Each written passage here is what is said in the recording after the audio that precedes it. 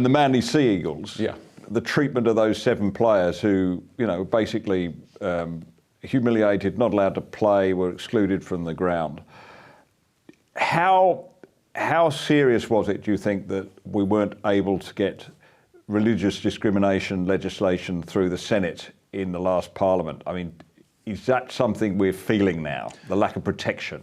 Oh, absolutely, and we've been feeling it for a few years. If you go to the Human Rights Law Alliance website, they will point you to dozens of stories of Australians being discriminated against in the workplace, losing their jobs as teachers or as public servants, not being able to adopt children because of their sort of Christian and biblical views on things like gender and sexuality. The Manly Sea Eagles fiasco is just the latest and most sort of famous example of people in the workplace being punished for not towing the woke LGBT line.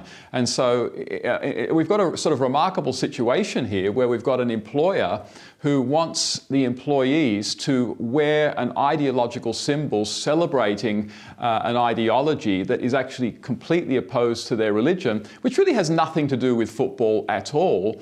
And there's really no protection for these football players. And I think they're basically heroes, because the only thing that's really going to stop this kind of coercive roll-on of this LGBT wokeness movement is people actually standing up and saying, no, we're not going to do this.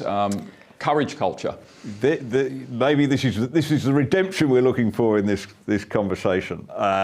So previous puritanical movements, the puritanical movement in Britain and Europe in the 16th, 17th century, 18th century, early 18th, later manifestations of it in, say, the temperance movement in the United States and so forth.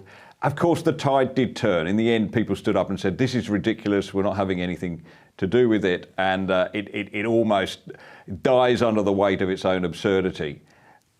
Are we reaching, do you think, peak woke? Are we at that moment? Yeah, we're definitely getting to peak woke. And the thing that a lot of people are finding they can't go along with are men playing against women in sports.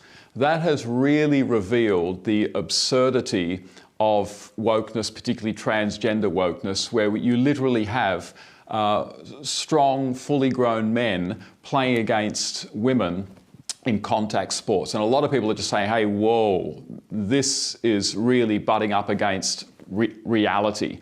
And so I think that's definitely where peak woke becomes, its absurdity becomes revealed, and its actual harmfulness becomes revealed. But this Manly Sea Eagles fiasco really shows that this wokeness, it's not a rights movement. It's not a freedom movement. It's got nothing to do with sort of what we might call traditional liberalism and liberal rights. It's essentially a coercive movement to reshape culture by forcing people to adopt beliefs and celebrate things that they don't actually believe in.